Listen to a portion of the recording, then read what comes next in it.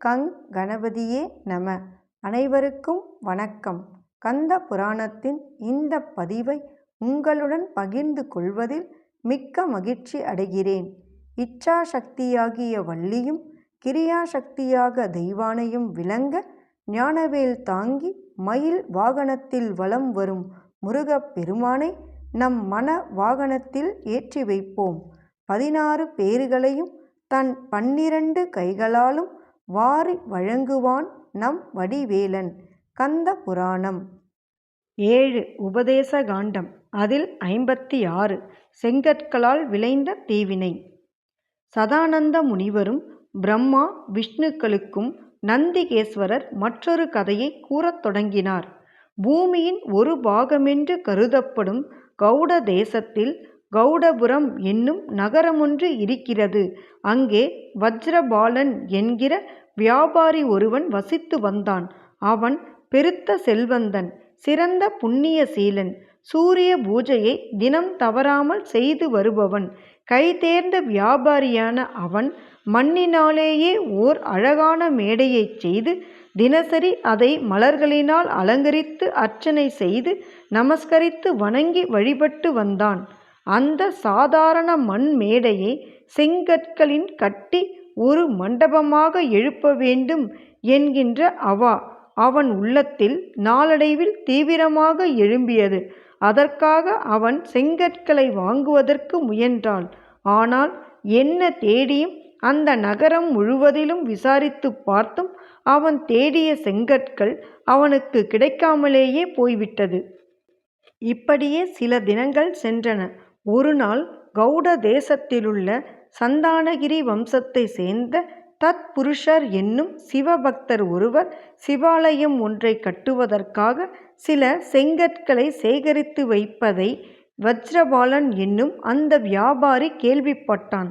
உடனே அவன் தன் சார்பில் ஒரு மனிதனை அவரிடம் அனுப்பி செங்கற்களை வாங்கி வரும்படி சொன்னான்.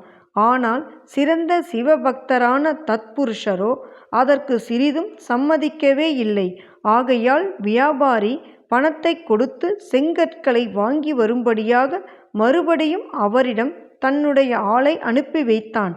ஆனால் அதற்கும் சிவபக்தர் சிறிதும் சம்மதிக்கவில்லை. அதன் பேரில் அந்த வியாபாரி தானே அவரிடம் நேரில் சென்று செங்கற்களை கொடுக்கும்படியாக கேட்டான். ஆனால் அதற்கும் சிவபக்தர் சிறிதும் செவிசாய்க்கவில்லை. தான் நேரடியாக கேட்ட பிறகும் அவர் தனக்கு செங்கற்களை கொடுக்க மறுத்துவிட்டாரே என்று பெரிதும் மனம் புழுங்கினான் வியாபாரி.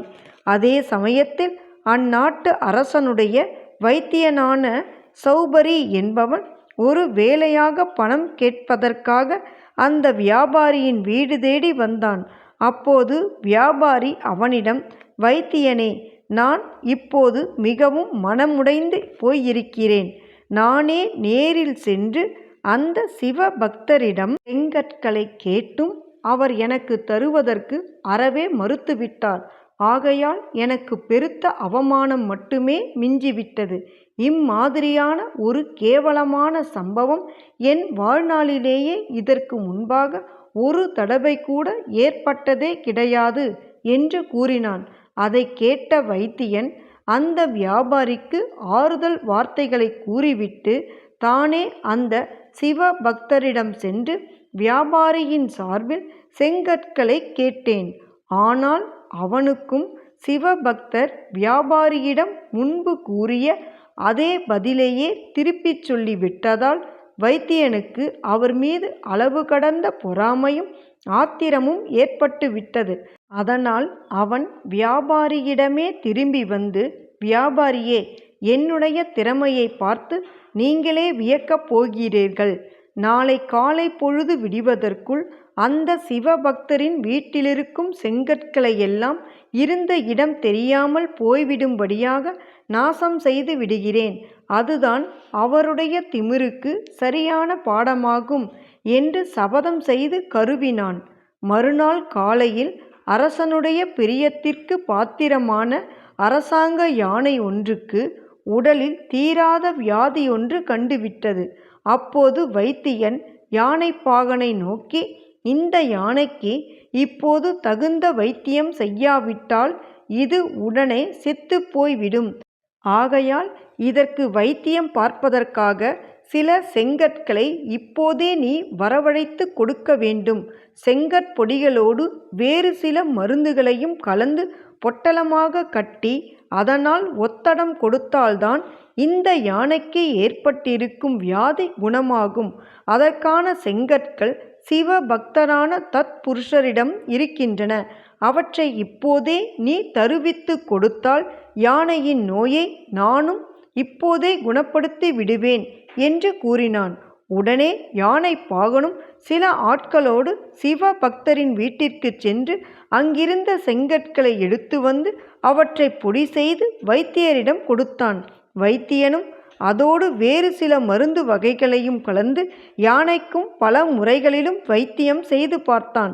ஆனால் யானையோ நோயிலிருந்து சிறிதும் குணமடையாமல் செத்து போய்விட்டது. இந்த விஷயத்தை வைத்தியன் அரசனிடம் சென்று தெரிவித்தான். அதை கேட்டதும் அரசன் பெரிதும் மனம் வருந்தினான்.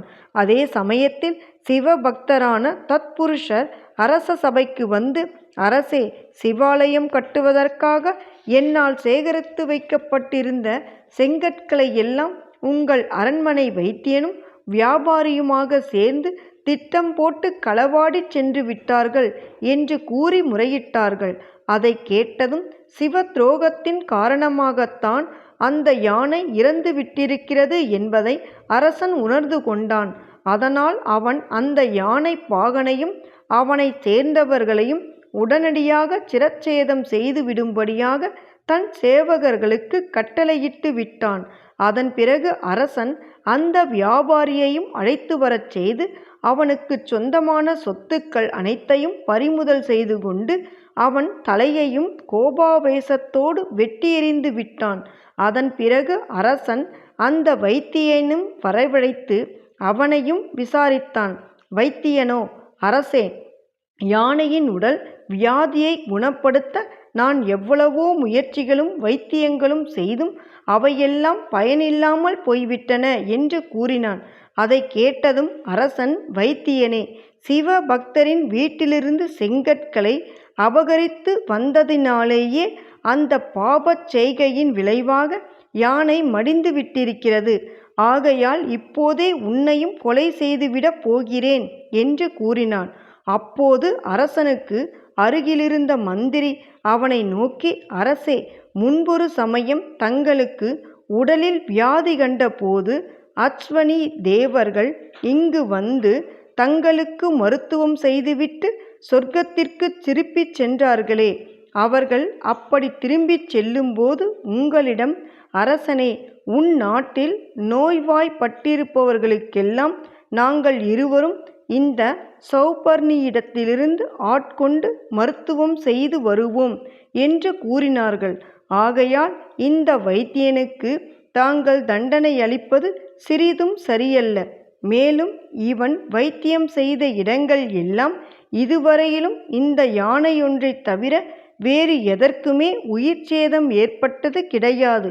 இந்த ஒரு குற்றத்திற்காக இவனை இப்போது தண்டித்து விட்டால் அதன் பிறகு நம் நாட்டில் வைத்தியம் செய்வதற்கு யார் இருப்பார்கள் என்று கூறினான். அதை கேட்ட அரசன், மந்திரியே, மாபெரும் சிவத்ரோகியான இவனை தண்டிப்பதுதான் சிறந்ததாகும்.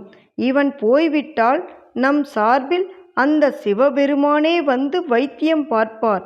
ஏனென்றால் தேவர்களுக்கெல்லாம் முதன்மையான வைத்தியர் அவரே என்று வேதத்தில், அதாவது ஸ்ரீருத்ர ரத்னத்தில் குறிப்பிடப்பட்டிருக்கிறது. ஆகையால் மந்திரியே, நீயும் இவனுக்கு சரியான தண்டனையை வழங்கிவிடு என்று கூறினான். அதன் பேரில் மந்திரியும் அவனுக்கு சரியான முறையில் தண்டனையளித்து அவன் உயிரை பறித்தான். அதன் பிறகு அரசன் தங்கத்தினால் உண்டாக்கப்பட்ட செங்கற்களை சிவபக்தரின் திருவடிகளில் சமர்ப்பித்து தன் தவற்றை பொறுத்து கொள்ள வேண்டுமென்று கூறி மன்னிப்பு கேட்டு அவரை வணங்கி நமஸ்கரித்தான்.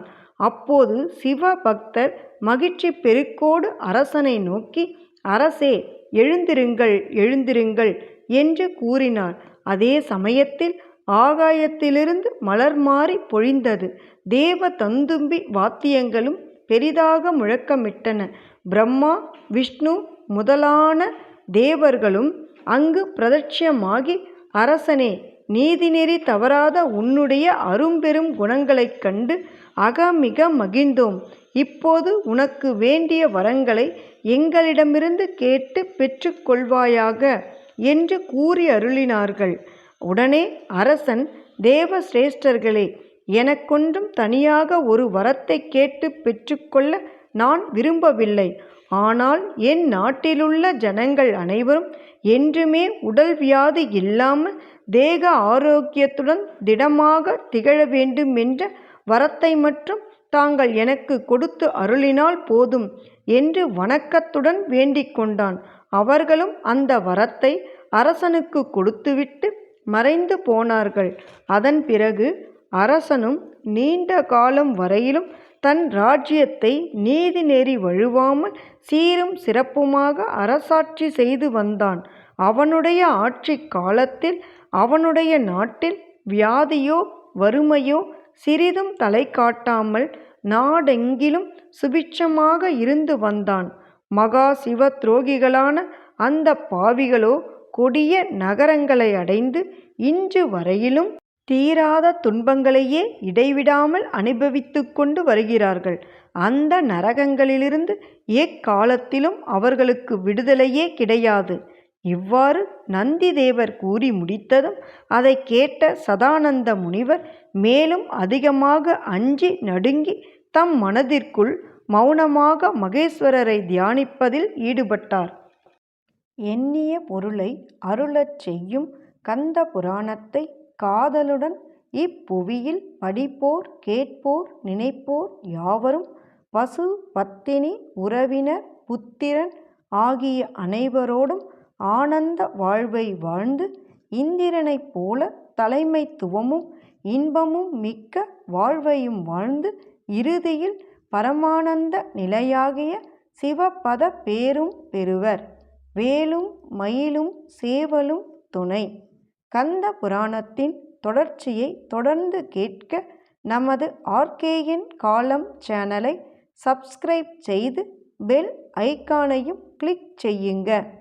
இந்த பதிவினை நமது ஆன்மீக அன்பர்கள் அனைவருக்கும் மற்றும் புராணங்களை கேட்க விரும்புபவர்களுக்கும் ஷேர் செய்யுங்க. பிடித்திருந்தா மறக்காம லைக் பண்ணுங்க, கமெண்ட் பண்ணுங்க. தொடர்ந்து கேட்பவர்கள் அனைவருக்கும் எனது மனமார்ந்த நன்றி. நாளையும் வருவான் நமது வடிவேலன்.